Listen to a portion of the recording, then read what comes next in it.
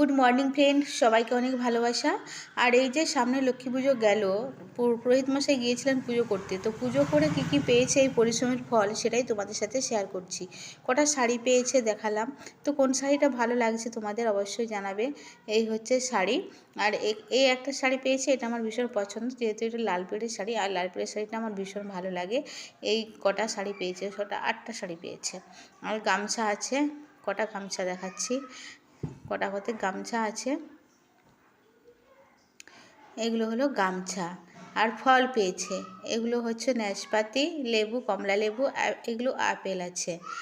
আর এখানে রয়েছে কলা, কলাগুলো কি হয়েছে। আর এখানে নাশপাতি পেয়েছে, বেশি নয়, দুটো তিনটে পেয়েছে নাশপাতি।